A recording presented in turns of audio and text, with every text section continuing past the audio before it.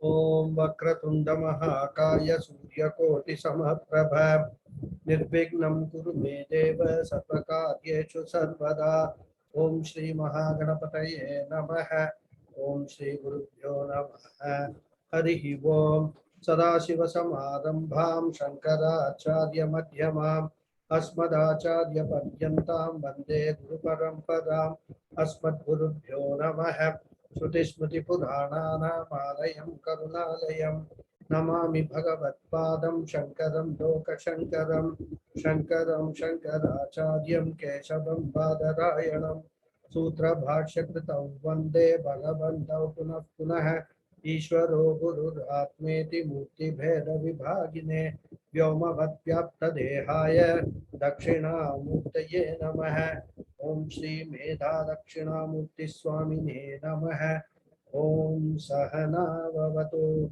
Sahano Bhunaktu Sahavidyam Karavavahai Tejasvinavadhitamastu Ma Vidvishavahai Om Shanti Shanti Shanti Harihi Om Shri Gurubhyo Namaha Harihi Om Om Satchidananda Rupaya Krishnaya Krishnagharine Namo Vedanta Vedyaya Gurave Buddhi Sakshine Krishnam Dvaipayanam Vyasam Sarvalokahite Ratam Vedabja Bhaskaram Vande Shamadhi Nirayam Munim Sahasramurte Purushottamasya Sahasranetranana Pada Baho Sahasranamnam Stavanam Prashastam Nirujyate Janma Jaradi Shantyai. Namaste once again, everyone. Just give me a second.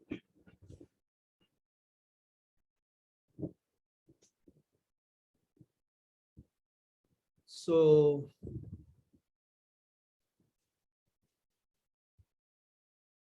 we were seeing this sloka, Yajna Yijyo Mahejyascha Kratus Satram Sadangatehe Sarvadarshi Vimuktatma Sarvagyo Jnanamuttamam.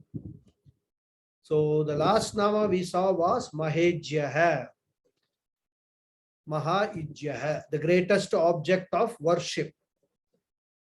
So being the Moksha Phaladata, the Lord is Mahejyaha. This much we saw. Now the next nama, Kratuhu. Kratuhu means the one who is in the form of the Vedic ritual. Yupa Sahito Yajnaha Kratuhu, says Adi Shankara.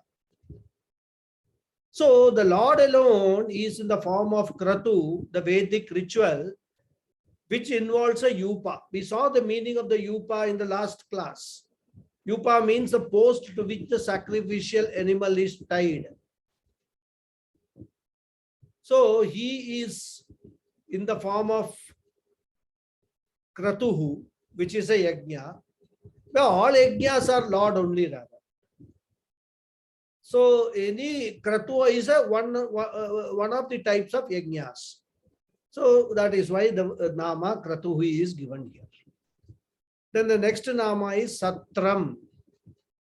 Another ritual is called Satra, is a Vedic ritual. Asatyupaiti Chodana Lakshanam Satram Satah Trayate Itiva. So Satra is a ritual wherein a group of learned people get together to perform a ritual according to the injunctions in the Vedas. These are all different types of rituals. Vedas talk about numerous rituals rather. And this Satram is a ritual which is done for the benefit of the society or the world without expecting any personal benefit. And in this ritual, a lot of food is distributed.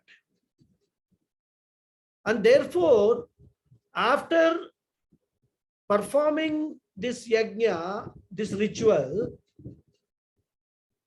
when the food is distributed, A place where the food is distributed for free, that is also called a satra.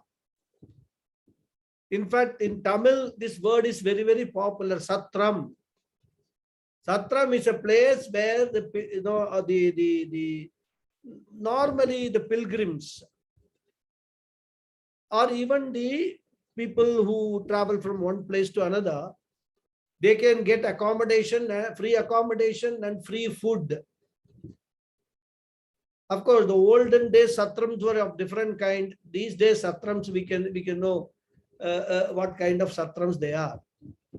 But then what is the point is, Bhagavan alone is in the form of all these activities of dharma, wherein the good and the righteous people are benefited. Therefore, he is called Satra. And Adi Shankara says, Satraha trayate itiva, Sataha trayate itiva Satra. Another meaning he gives. He is Satra because Sataha trayate, he protects the Satpurushas. The dharmic people, the righteous people, he protects. That is why he is also, that's why also he is called Satram. Then Satangatihi. Satam means again Satpurushas, refers to Satpurushas. Gatihi means the end, the destination. So Satangatihi means the only end of Satpurushas. Satam mumukshunam na anya gatiriti satam gatihi. So who are these Satpurushas? Here Adi Shankara says the mumukshus are the Satpurushas.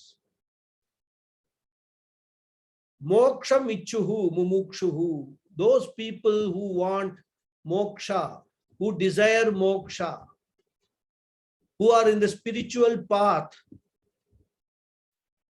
who have taken moksha as their only goal in life, liberation from the samsara as the only goal in their life. They are the Satpurushas. And Bhagavan is Satam Gati, the only end for them, because they are not ready to settle for anything less than attaining Bhagavan himself at the end. That means what? From a Vedantic standpoint, these mumukshus are their end that they are looking for is the understanding that the Vyashti and Samashti is one and the same. There is no difference between the Vyashti and Samashti. Once that understanding comes, then one understands one's limitless nature, one's nature as Sachidananda, and that is what we call figuratively as attaining Bhagavan himself. That is how we have to understand this Satam Gatihi. Then Sarvadarshi, again the one who sees everything. Sarvam, Sarvesham, Praninam, Kritakritam, Sarvam Pashyati, Swabhavikena, Bodhena iti Sarvadarshi.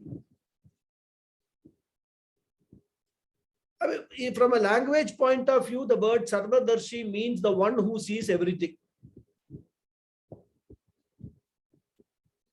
In fact, with the advent of science, computers, etc., these days with the technology, advancement of the technology, certain governments, they pry into the records of all people. They are able to actually see everything. They have the capability to observe, see, witness each and every action of every person. So with the touch of a few buttons of the computer, the government becomes a Sarvadarshi. That's why privacy and all is a very big issue in the West. Because the government can see the records of anyone it chooses regarding birth, origin, family background, marriage, education, jobs held, financial, business transaction, phone, email, other correspondence, Facebook, WhatsApp messages, everything, dental records, whatever commissions are there, omissions are there and whatnot, everything with the help of technology, the government has got access. So there is no more privacy as such.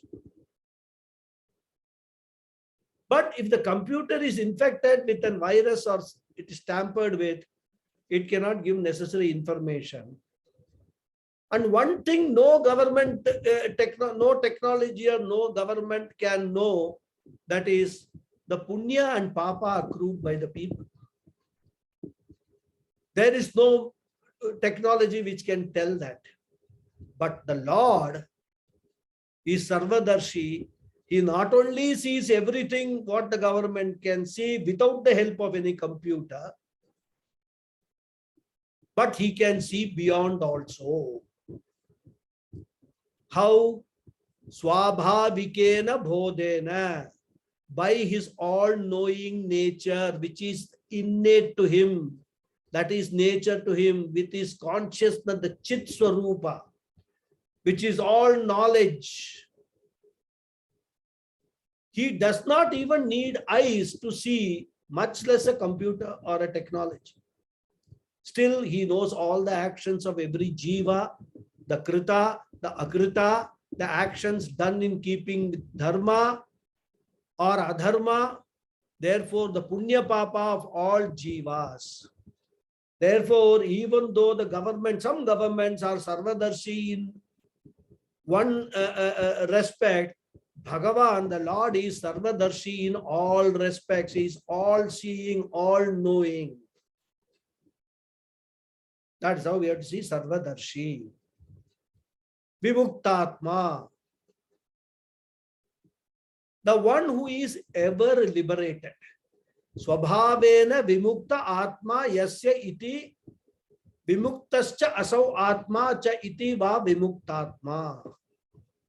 Vimuktascha vimuchyate. Kathopanishad says vimuktascha vimuchyate. So he is one whose atma is always vimukta, whose self is always free by nature, and hence he is vimuktatma. Again, we are talking about the swarupa of Ishvara here. Though he is the creator of the Jagat, he has no sense of doership. Because Swarupataya, he knows that he is actionless. Since he is all-knowing, he knows himself also, and hence he is Vimukta. He has got Atma Jnanam by very nature. He is the one who gives Atma Jnanam to other people. And he is not only Vimukta, but is also the Atma of all. Since he pervades everything, he is the indweller of every jiva, and hence also he is Vimuktatma. And from that follows the next nama, Sarvajnaha, the one who is all and the one who is the knower. Sarvascha asau Jnascha iti Sarvajnaha. He is Sarva. The very first nama was what? Vishwa. And there we saw Vishwa was Sarva. Everything is he. And he is Jna, the knower. The Upanishad says, Brihadaranyaka Upanishad says, Idam Sarvam Yat Ayam Atma. All that is here is Atma alone. And so, he is Vimuktatma, he knows everything. In fact, we can connect all these three namas, Sarvadarshi, Vimuktatma, Sarvajnaha.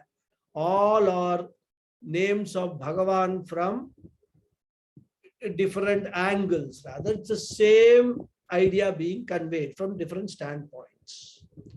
And the next one is Jnana Uttamam. He is Sarvajna, he is Sarvadarshi. So therefore, he has got to be Jnana Uttamam, the supreme knowledge. Jnanam Uttamam Prakrishtam Ajanyam Anavachinnam Sarvasya Sadagatam Iti sadhakatamam iti jnanam uttamam brahma. Adi Shankara brings everything, all ideas into this. So jnanam and uttamam are taken as one nama, right? Even though they are actually two padams, that they are taken as one padam.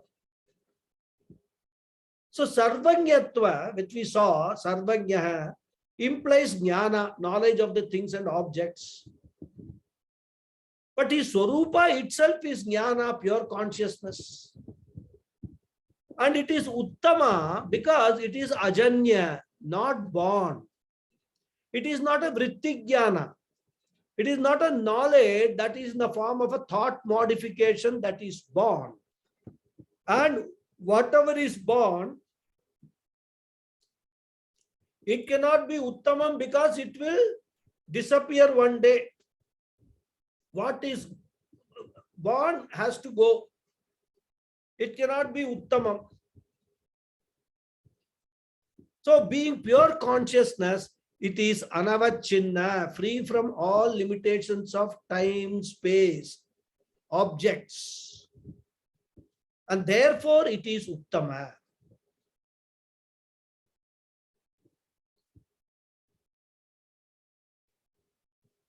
Even when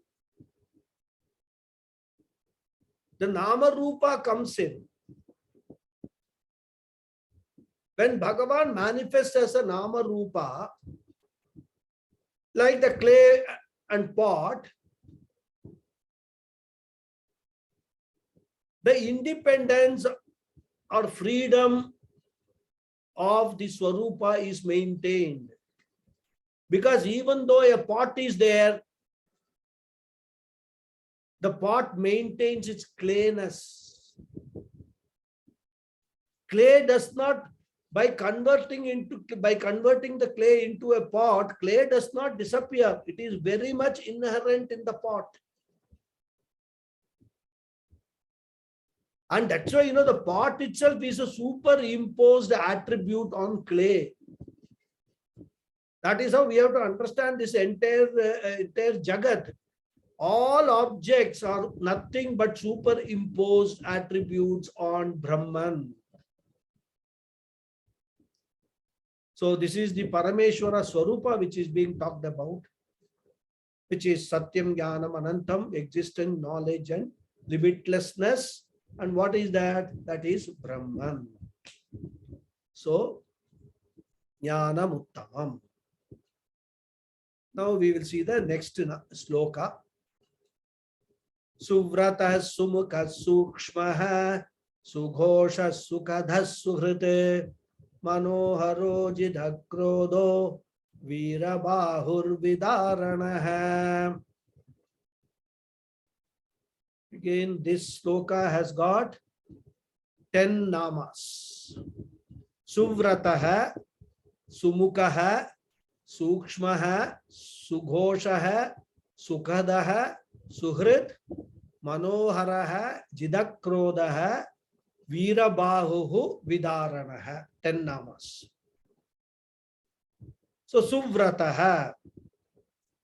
Suvrataha means the one with an admirable commitment. Su Shobhanam Vratam Asyeti Suvrataha. Normally the word vrata means a vow. What is a vow? Vow is nothing but a commitment to something. That's why we say marriage vows.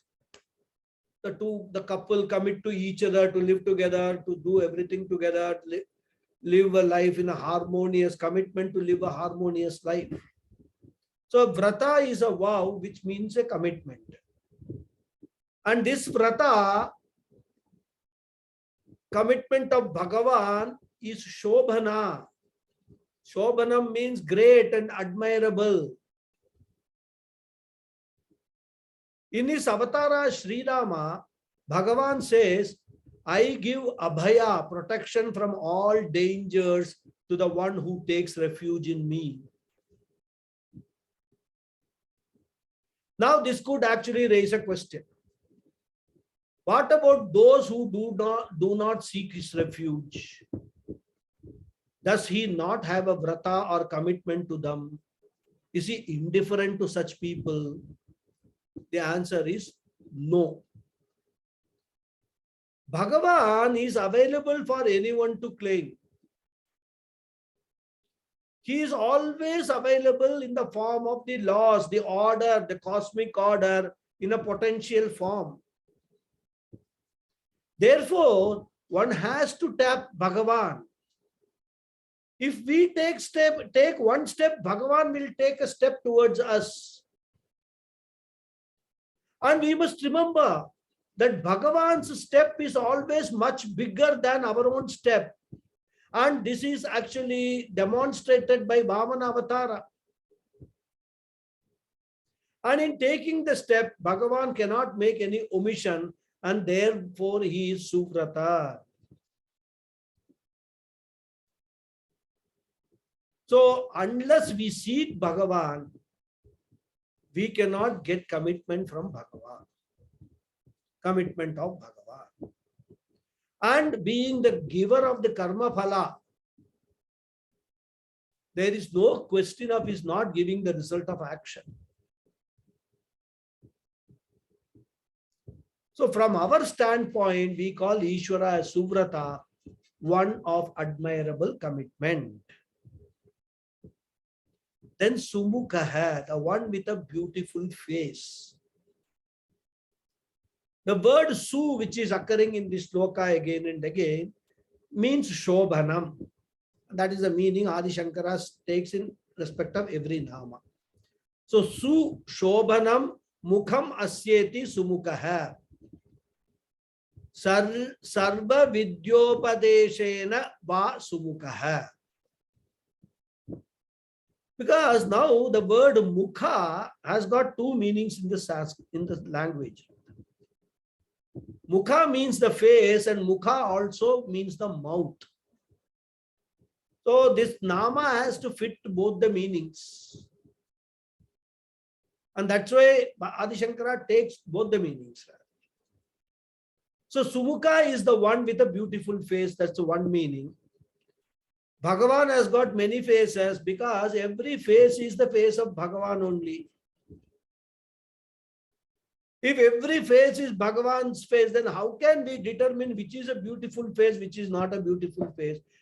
Every face is a beautiful face. What is a beautiful face? A beautiful face is that face by just looking at which we should be able to calm down and relax. We should feel that all our obstacles have disappeared. That face alone is Sumukha.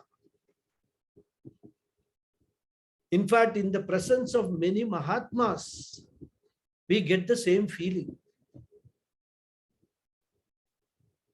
Their face radiates such peace and calmness that when you come in front of them, our own mind becomes very calm. Have you not actually observed this? I have experienced this when we are in the presence or in the company of some Mahatmas. All our thoughts vanish. All agitations just calm down. Maybe only for a temporary period. So we invoke the Lord as Sumukha in the face that one likes, and that is the face of Bhagavan. And the beauty is, from a personal point of view, we may have preferences for faces. Some faces we like, some faces we don't like. That is also not a problem. As everything is Bhagavan, we can invoke him with a face that we like. And the artists and all help us. That's why they draw the face of Sri Rama, Sri Krishna and all. Do you mean to say the artists who have drawn these photos, these images, they have seen Rama and Krishna and all, or any photograph is available? No. They just make those faces pleasant, smiling.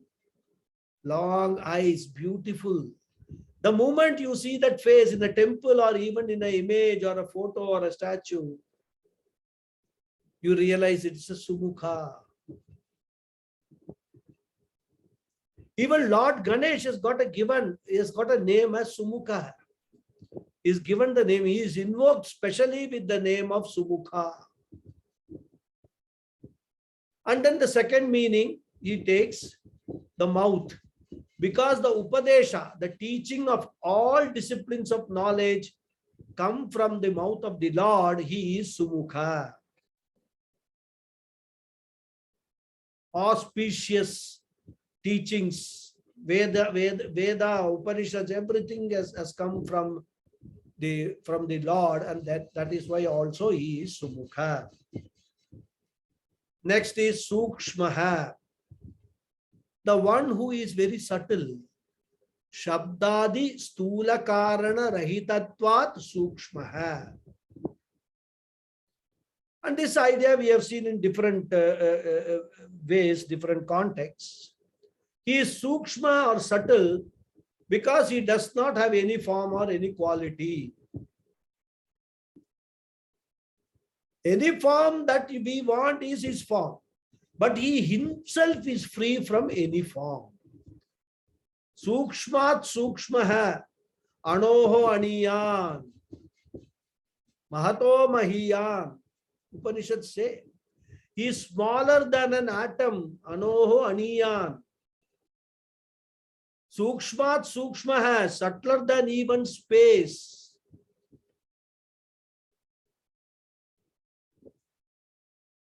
Because among the Panchabhutas, the space Akasha is supposed to be the Sukshmataram, Sukshmatamam. Among the Panchabhutas, Sukshmatamam. And he is more, Bhagavan is more Sukshma than even the space, Akasha. So anything that you think as small, he is smaller than that. Anything that you think as subtle, he is subtler than that. Therefore, he has no particular form. And since he is formless, every form is his form. That is why Sumukha and Sukshma go together. If this is understood, there is no harm in invoking Bhagavan in any form, and there should be no misunderstanding and fight over the form of the God, that my God, Shiva form is superior to Vishnu form or vice versa. All these fights are all because of ignorance of what the teachings of the Vedas, the Upanishads, scriptures, Puranas, Itihasas are. All these people who fight with each other, they are fighting purely because their ego does not allow them to accept another person's viewpoint. That is why the fight. All these Bhagavan, Vishnu, Shiva and all become casualties of that fight.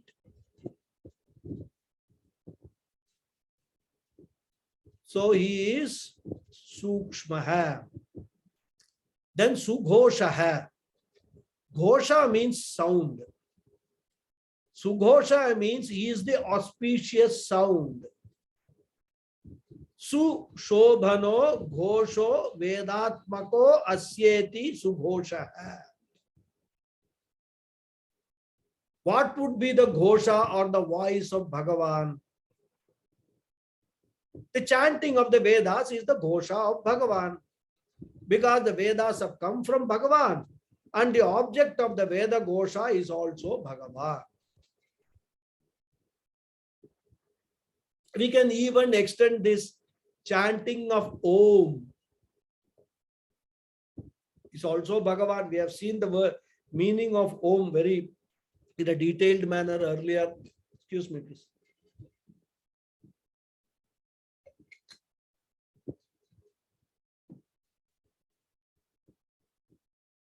So he is Sughoshaha. Then Sukhadaha. Sukhada has got two meanings, which Adi Shankara takes. The one who gives happiness or the one who cuts happiness. Sadvrittanam sukham dadati Asat-vrittanam sukham dhyati khandayati iti va sukadaha. As we have seen earlier, the word dha dhatu has got two meanings. Dha has got the meaning of to give and also to cut. So whenever we think of Ishvara, there is a happiness that we experience. And in fact, if you analyze further, Pujya Swamiji says, whenever you are happy, there is Ishvara. That sukha that you enjoy is the swarupa of Ishvara, because being the source of sukha, Ishvara is Sukhadha, the giver of happiness. If music makes you happy, it is not the music that gives you sukha, but it is the Bhagavan who is giving you sukha in the form of music. Therefore, through music and in many other ways, he gives sukha. And we must understand that whatever sukha that we get in our life, it is always from Ishvara, because he is the only source of sukha, he is the only source of ananda, he is the only source of happiness. But the manifestation of that sukha depends upon our own mental condition. When one follows satvritti, the path of dharma, then according to one's punya, the Lord is Sukhada. He gives situations that are conducive to sukha or happiness. He presents it with situations which are happy situation, pleasant situation. And a mind that is sattvic is able to enjoy that sukha. On the other hand, when one follows asat vritti, the path of adharma,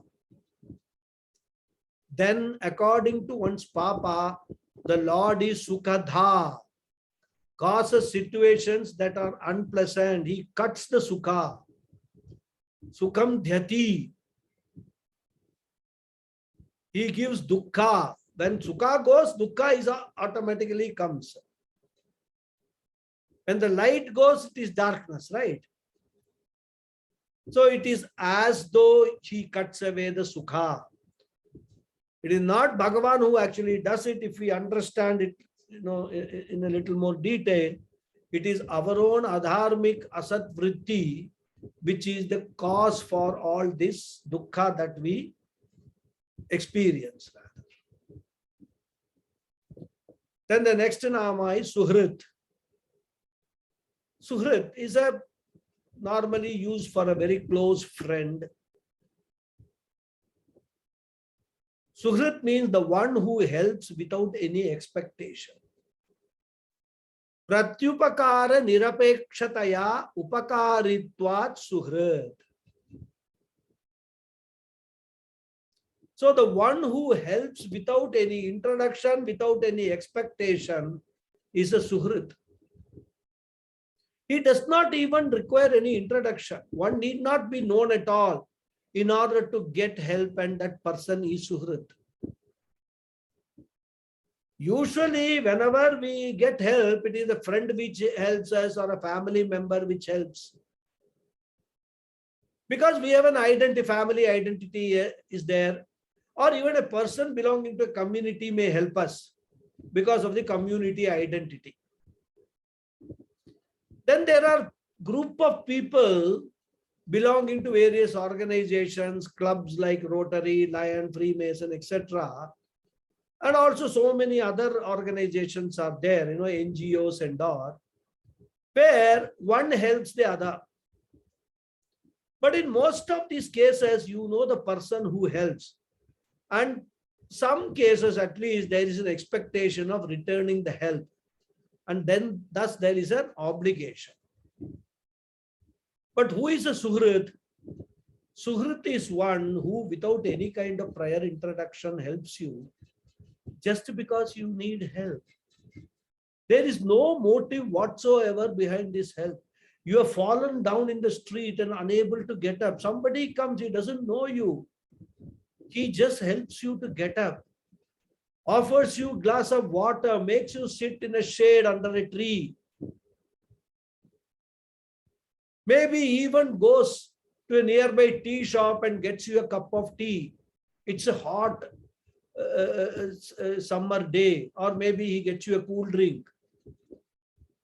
You need help, and that person happens to be in that place and capable of helping, and therefore he helps. He is not helping with any expectation. He helps without expecting anything in return. That person is a Suhrit. Similarly, Bhagavan is a Suhrit because whenever we pray for help, it is a karma, and for this karma, he will give result. So as an intelligent being, we seek help. We need to seek help. Every intelligent being will first of all realize that he has certain limitations in achieving what he wants to achieve. And even if he does not have limitations, because of his intelligence, he will realize that he cannot achieve the superior status in whatever he wants to achieve, the highest achievement. All such intelligent people, whether they are in the corporate world, whether they are sports persons, all these people seek help. That's why we have got this corporate mentors and guides and all that. Many are there. Sports also, there are coaches and all that. But these are all again limited to one particular area.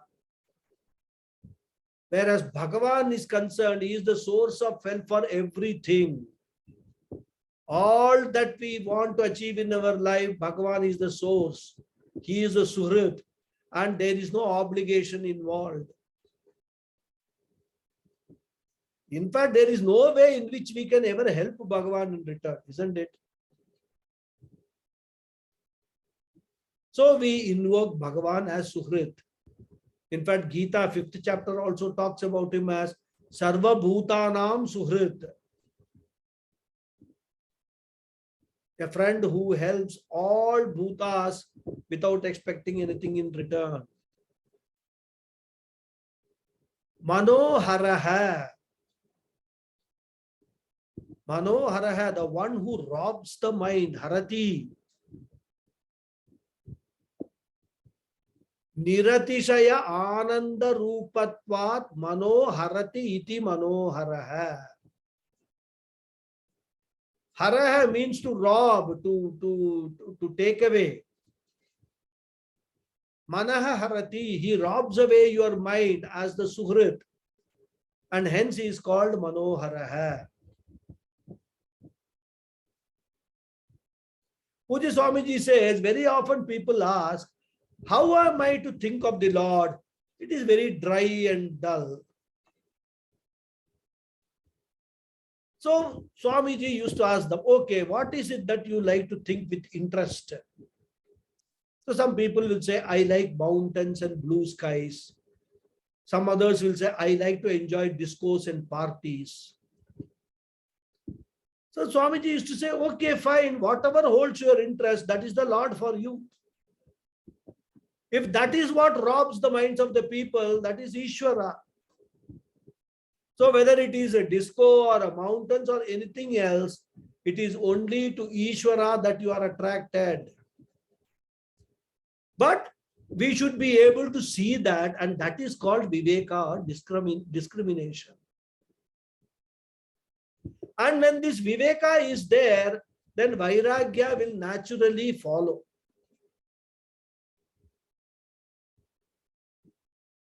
What attracts is Ishvara, because Ishvara is joy. Joy means Atma, and therefore is never available outside or inside. It is you. Joy is you, and what attracts your pleased self? That is joy. Whatever attracts our pleased self gives us pleasure, That is Ishvara. So Parameshwara is Manohara, being the Ananda Swarupa Atma, which is limitless. Anything and everything that you can think of is Ishvara only. Then Jitakrodha, the one who has conquered anger. Jitah Krodo Yena Saha Jitakrodha. Bhagavan is called Jitakrodha, one who has mastered the anger. As Jivas, we are perpetually given to likes and dislikes, and therefore we are given to anger also when we cannot have our own way. And what happens is, over a period of time, this anger in turn overwhelms us, making us unable to master it. We become the slaves of anger. That is why when a person is angry, he loses control over everything that he can do, even control over his thinking. He will blurt out certain words which may make other people angry, and then there will be a fight ensuing. It may even lead to a physical fight. So anger, we can relate the arise of anger to expectations not being met, or when we cannot have our own way. But Bhagavan does not have any desires or expectations, nor does he have anybody to obstruct his desires and make him angry. Now the question is, if we say that Bhagavan does not get angry at all, there is nothing to make him angry, there will be a question, when the Lord has no anger, where is the necessity for him to master it? Jitakrodha means who has mastered anger. When he has no anger, where is the question of mastering it? So therefore, we have to understand that this is a name given to the Lord from our own standpoint. This name is meant for us to meditate, assimilate this nama. We invoke Bhagavan as Jitakrodha so that we can have mastery over our anger.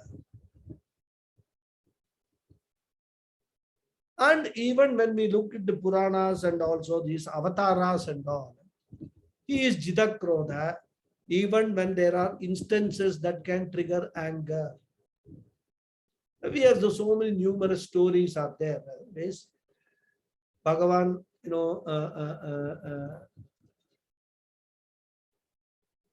where Bhagavan has conquered the anger, or we can say he has avoided getting angry when there was enough trigger to get angry. Jitakrodha. Then Veerabahuhu, the one whose arms have got valor and skill. Vikramashali Bahuhu Asyeti Veerabahuhu. The Lord is Veerabahu because his arms have got Vikrama, valor and strength. When we look at ourselves, we find that our own hands are not enough to face our daily challenges and battles. If there is a heavy thing to be lifted, we find that as we grow older, we can't lift that. Even to get up from the floor sitting, we take the help of our hand, and after we get up, there is a pain we experience because hand doesn't have the strength to support our weight. Therefore, we invoke the Lord as Veerabahu to help us face all these limitations in our life. And of course, scriptures also describe the Lord in his avatara, Sri Rama and Sri Krishna, describes them as Veerabahu. So that is another name. Vidaranaha. Vidaranaha means Vidarayati, tears apart. The one who tears apart the unrighteous, adharmic people. Adharmikan Vidarayati iti Vidaranaha.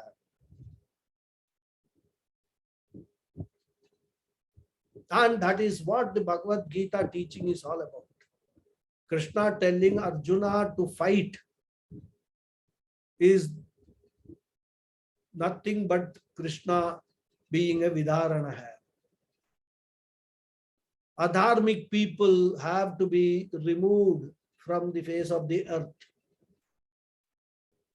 because they are trying to destabilize the harmony which is dharma. And the Lord is the form of dharma, and anyone who goes against dharma cannot escape from Parameshwara because he gives the results of for all adharmic actions and thus disciplines them. What way he gives the results? When we see, look around, we see a tree which is standing in rain, in in the hot sun.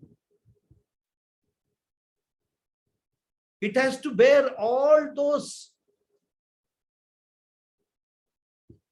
wild character of the nature. The tree may have lot of leaves giving shade to others, but it itself cannot have a shade. It cannot go under a shade to protect itself. What is the birth of a tree? Nothing but a result of a papa of a jiva in the previous births.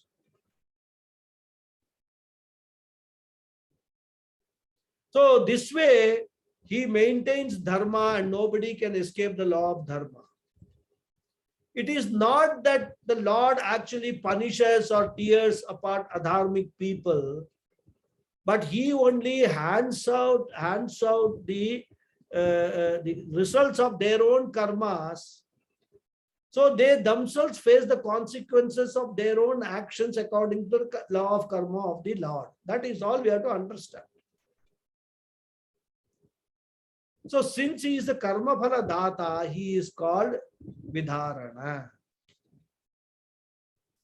So that completes that sloka. Next we go to the next sloka. Swapana swavasho vyapi naikatma naika karma krite vatsaro vatsalo vatsi ratna garbho dhaneshwaraha.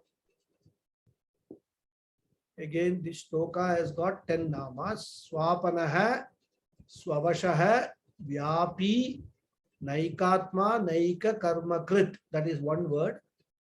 Vatsaro, vatsaraha, vatsalaha, vatsi, ratna garbaha, dhaneshwaraha. 10 namas. So, swapanaha. The one who makes everyone go to sleep. Praninaha swapayan atma sambodha viduran mayaya kurvan swapanaha. So mayaya sarvan swapayati. He makes everyone fall asleep by his maya. And this is due to the punya which is got as a result of karma. One should have some degree of punya to be able to sleep. Why? Because in sleep there is sukha.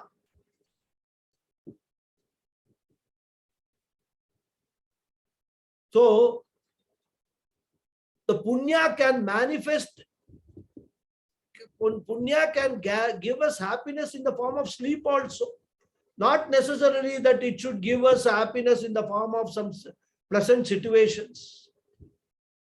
Just as a mother makes a child fall asleep, it is because of the grace of Ishvara that one goes to sleep and hence he is Swapana. But Ishvara himself does not go to sleep, isn't it? He is a Sakshi Chaitanyam, he is awake all the times and at all places.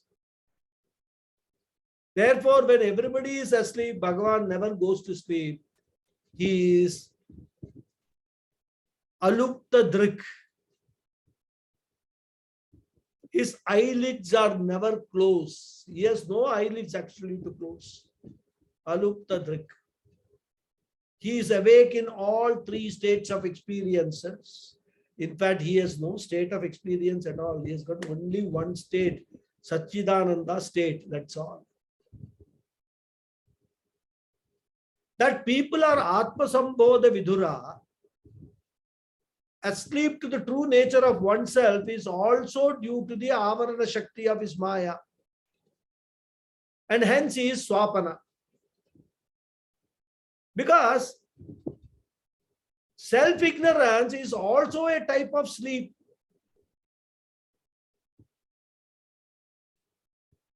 Isn't it? That is why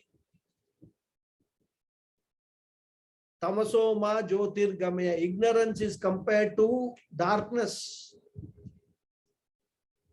And why that darkness? It is the Avarana Shakti of Maya which prevents the jivas from understanding the real nature of their self. And because of his using this Maya Shakti, he is Swapana. Then Swavashaha, one who is independent. Swatantra hai, Swavasha hai, Jagat Utpatti Sthiti Laya Hetutvat. Ishvara is not dependent on anyone or anything with reference to being the cause of the creation, sustenance and resolution of this Jagat. Thus, he is Swavasha, independent, not controlled by or at the mercy of anyone. On the contrary, everything is under his control. So, Swavasha, Vyapi, the one who is all pervasive. Akashatvat sarvagatatvat vyapi. Karanatvena sarvakaryanam vyapanadva vyapi. So as we have seen again and again, Parameshwara is not located in a given place, but he is vyapi, all pervasive, like Akasha, the space. So being the cause of everything, including the space, he is all pervasive.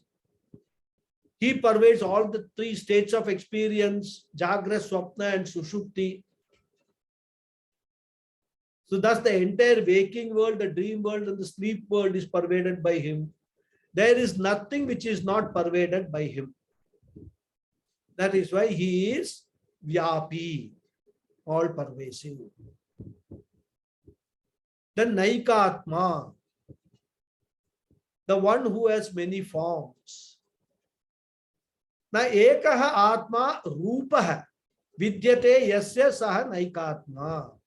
Here the word Atma should not be taken as the Sachidananda Atma, Brahman. Here Atma means Rupa. That is why Adi Shankara says Atma Rupa. So Atma means Rupa, a form. Na ekaha Atma asya means he is the one who does not have only one form alone. By his very nature, he has no form, but by manifesting as this entire world, all forms are his forms only. There are many objects in this universe. We think that there are many objects like apple, pot, house, star, son, uncle, grandfather, etc. And there is Ishvara also, isn't it? Therefore, we feel that when we think of the house or a monkey or anything else, this is Pujya Swamiji's way of expressing. So whenever we think of all such things, we are distracted from Ishvara. And therefore, all spiritual advisors also cater to this by saying, every time your mind wanders, bring it back to Ishvara, to Bhagavat Charana. Now, when you say everything is Ishvara, think of an object which is not Ishvara. One must be an ingenious person to do so. Because every object is only the manifestation of Ishvara. He is in every form. And what is this study of Vishnu Sahasranama is all about?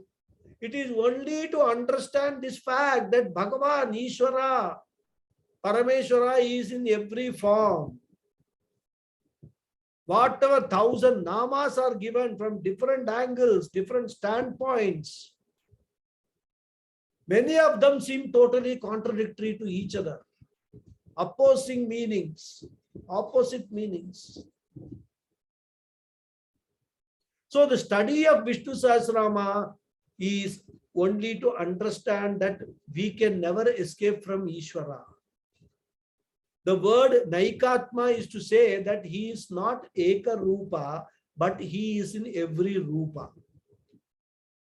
This is the significance of saying not one Rupa. All the Devatas mentioned in the Shastras as carrying out various functions with reference to creation, sustenance, and resolution are all forms of the Lord. All vibhutis, the glories, are nothing but his manifestations only. So therefore, he is Naikatma.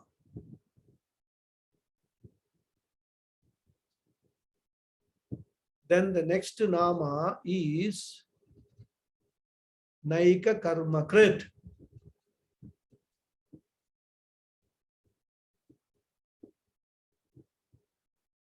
The one who performs many actions.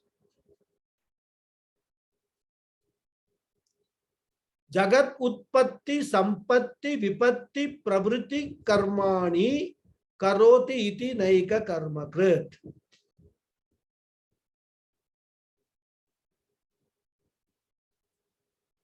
So when we actually describe people, let us say there is a person who is cooking food. We say he is a cook. Mr. So-and-so is a cook. There is another person who drives the cars or bus, or so we say he is a driver. And then there is we call somebody a engineer, civil engineer, chemical engineer, mechanical engineer. Even among medical professionals, a doctor, general physician, cardiologist, neurologist, pulmonologist, so on. I mean, thus we give names of every profession, everywhere specific. So everyone does some job or the other. But what does Bhagavan do? He does not do Eka Karma, any one action, but performs many actions. Any action that anyone does is because of Bhagavan. Thus, any action that we do, we can attribute that to Bhagavan, and by this, we can actually knock off our doership.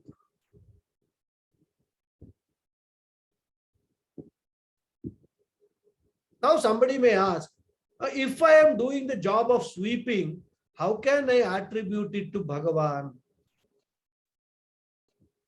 We can, because all the time he is sweeping all the dirt that we gather, isn't it?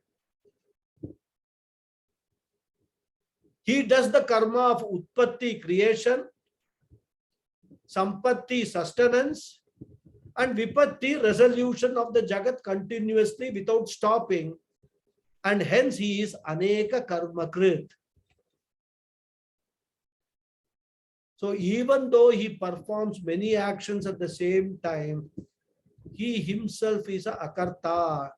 He does not do any action. Essentially, he is actionless. Okay. We'll see the next Nama in the next class. Let's stop there.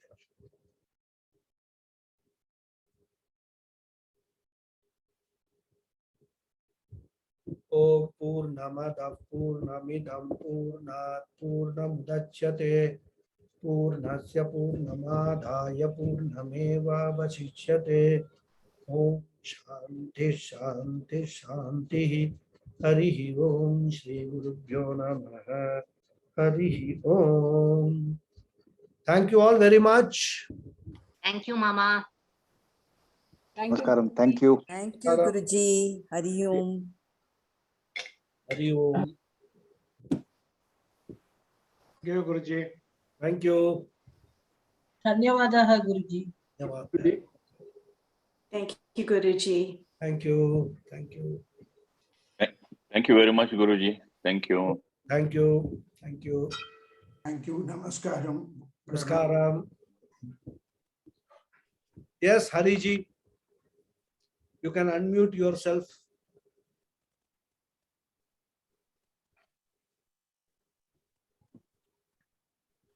Hari Om. Hari Om. Guruji, these three states of consciousness. Three States of consciousness. That states is- of consciousness, three states of experience. Yeah, Jagrat, Swapna, Sushupti. That is experience, not consciousness. Consciousness has got only one state. The three states of experience. Why do we say that Jagrat, it is Vishwa, Jagrat, Swapna is Taijasa. Taijasa, and Sushupti is Prajna. Pragya. Can you kindly highlight? If I am These are sure all, this Vishwa, Taijasa, Prajna are all technical words given to these states of experiences in the Shastras. Okay. Now, if I ask you why you are called Hari, what will be your explanation? I will tell you, ask my father or mother. Exactly. If you ask them, they will say, no, that is the name given. My father's name was Hari, so he was his son. I have named him Hari, right? Yeah. So these names, from where they are coming, the Hari name, from which place it is coming, who is the great grandfather, first they had the name Hari, we don't know. Right? But these are names which are given, Vishwa, Taijasa, Prajna, then Hiranyagarbha, right? Then Antaryami. All these are given for, three names are given for the Vyashti level, and three names are given for the Samashti level. Yeah. And then the comparison is made between Vyashti and Samashti. This is equal to this, this is equal to this. In fact, Tattvaboda students will recall that I had presented a very nice chart of the Aikyam chart, is called the Aikyam. What is equivalent to what is equivalent to what. So why these names are given? They are given in the Shastra that they are the names. That's all. We have to just accept them as names. Taijasa is the name for the what's the Swapna Avastha. Sushupti Avastha is Prajna. That is how we have to understand. More than that, even I cannot give you explanation. If I have to find really some explanation, I will have to find out. I have not come across any other explanation that other than that these are names given in the Shastra. So we have to accept it as. We cannot ask a question why a particular chemical is given that name. Now there is some Asani, what is that? Some cyclone is coming, Asani or something. Why it is given the name Asani? Some reason must be there. Not that it has just come up. But I will have to find out what is the implication of these names. There must be an implication. I'm not saying that. There must be. But I will need to find out what is Taijasa means, what is Prajna means. So Prajna basically, we can... That you have taught us, indirectly you have taught us today. Yes, exactly. Because you Sarvajna, then you gave Jna means knower. Jna means no, but Pra is Ajna means no knower.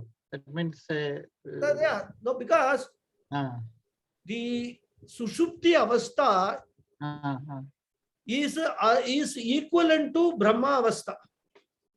yeah, Because it are two extremes. All knowledge also gives you happiness. No knowledge also gives you happiness. yeah, So Sushupti Avastha is a state of experience where there you are like in you are like Brahman. You are yes, Moksha Avastha. yeah, Everything Sukha. is completely resolved, right? Yeah. So there is a no knowledge, state of no knowledge. That is also a state of happiness. That is why we have we have we feel very happy when we get up, we say I had a sound sleep and I am very relaxed and I am very happy, right? Yeah. So like that we can try to understand what these names mean rather, but to find out exactly and to tell you with certain authority, I will have to find out what these names, from where they are taken and how, what does they imply. I will have to do that. Without that, I don't want to risk any wrong information. No. Thank you. I have one more. Yeah. Can you highlight a little about this pramana and prameya? It is a Sanskrit. Pramana means means of knowledge, right? And prameya is an object of knowledge. Okay. So a pramata is the knower. Okay. Pramata uses a pramana to get the knowledge of a prameya. You understand? Pramata, the knower, uses a means of knowledge to get the knowledge of an object of knowledge. For example, suppose this cell phone is there. Yeah. This is an object. Yeah. I am a pramata. Yeah. I use my eyes as pramana, the means of getting this knowledge. I look at this phone and I identify this as a cell phone, mobile phone, right? So when I get this knowledge that this object is a mobile phone, pramata, prameya, pramana, all are coming into action. Okay. So pramana means a means of action. Though there are Shastra talks about Vedanta has got 6 pramanas. Okay. Pratyaksha means direct perception. And direct perception can be through our eyes, ears, nose, touch, and taste and tongue, right? Direct perception, pratyaksha. The anumana, inference. Anumana, comparison. Right? Arthapatti, anupalabdhi. Other 6 pramanas Vedanta accepts. So they are all means of knowledge. How do we get knowledge? So they are called pramana. And prameya are the objects of knowledge. Okay. For the ears, as a pramana, sound is the prameya. Okay. Understand? Yeah. Food is the prameya for our tongue. Thank you. For the taste as a pramana. Yeah. That is how we have to understand pramana. Okay. Okay. Thank you. Hariyo. Yes, somebody else had raised the hand. It's Arunji. Yeah. Arunji had raised the hand. Just 2 questions, though it may appear to be very, very stupid, please bear with me. One is, I heard while in the beginning or in mid of the course today, you mentioned that anybody can claim the Supreme Lord, and he expresses that very specifically in Bhagavad Gita. And he is also giving the same treatment to those who do not make the claim. So why should anyone make a claim at all, and then they can just go about without making any claim? Is something I couldn't get your exact question. I mean, can you speak a little louder or nearer to the mic? during the discourse, you had mentioned that everybody can make a claim against the Supreme Lord towards moksha. And it is he will and he's quoted so in Bhagavad Gita also about that. But it is a choice available. So why should and then he treats those who do not make the claim also get the same result. So why should anyone attempt to make a claim and then they can move in a different way to attain the goal? One question, Guruji. Second is also I will mention. Sorry, just mention. Second is it's a bit of a challenge to reconcile. As you said, he is totally without any attributes and without any action. But so many names are being attributed to so many actions and emotions and. I mean, though I try to understand, my logic is refusing me to. That's why I'm. No. Second question is easier. But I will explain the first question first. You see, Bhagavan has. Sorry. Can you explain Arunji's question once more? I couldn't exactly. Question, as far as I have understood, I can explain. Yeah. Question is, see, I said that Bhagavan is available for everybody to claim. Those who don't claim also, Bhagavan gives the same results. Yeah. So why should anybody claim? This is his question, right? It's a valid question. First point that we need to understand is what we mean by claiming Bhagavan. When we say claiming Bhagavan or praying to Bhagavan or whatever way we try to understand, what we have to realize is that every action of ours can be categorized in two compartments: dharmic actions and adharmic actions. So whenever we are doing the dharmic actions, that is what is meant by claiming Bhagavan.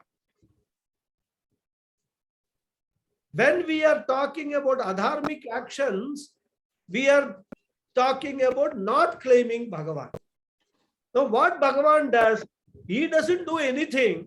Depending upon your own actions, he is going to give the results to everybody. If it is a dharmic action, he will give you results for that dharmic action based upon the punya, the degree of punya. If it is adharmic action, he will give action for result for that also. From his perspective, it is not that he is saying, unless you come and surrender to me, I will not give you that. He is not going to say that. That is why it is easy. Bhagavan, Swami Paramatmananda gives a good example in some other context. He says, Bhagavan is like, may I help you counter in the railway station. Right? You have to approach the may I help you counter or the facilitation counter and find out what train, when it is coming and all those. You sit somewhere else and you cannot help the may I help you counter fellow to come to you and tell you this is your train. So that is how he gives the example. Second question was, sorry, can you remind me the second question?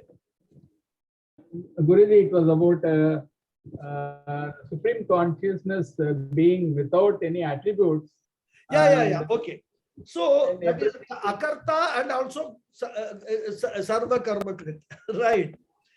There, of course, as I told you, these contradictions are there. What we have to understand is we have to understand the two ways in which Ishvara is described. One is Nirguna Ishvara, another is Saguna Ishvara. From a Nirguna point of view, he is Akarta. From Saguna point of view, he is Sarva Karma Krita. That is how we have to understand. Because when the Maya, because what is Saguna? Brahman with Maya is Saguna Ishvara. Saguna Ishvara, Maya comes in and everything is done by that Maya aspect of Ishvara. That's how we have to understand. Yeah. Thank you, Guruji. Thank you. Hari Om. Any more questions? Any other? Sunekaji, any question? No. Okay. Yes, Hariji, you have one more question. Yeah. One. Yeah. Guruji, I have heard recently the word Maya. Is that particular term or word is not used in any of the Upanishad? No. Not correct. Is it in the main? It is used in Bhagavad Gita. No, Upanishad. I'm saying, Bhagavad Gita. if Bhagavan Krishna is used in the Bhagavad Gita, he will not use a word which is not there in the Upanishad. I will find out the word Maya in the Upanishad, some Upanishads, and I will next class I will Okay. tell you where all it is. Okay. See, these They are were- people. Some people say all these things because they have not read all the Upanishads. Yeah, could be. Yeah. In some not all Upanishads use the word Maya, but Maya is certainly used in Upanishads. Okay. Yeah. Okay. Okay then, Hari Om. Thank you all. Meet Hari Om. next class. Hari Om. Thank Hari you, Om. Guruji. Very much. Thank you all. Thank you. Thank you.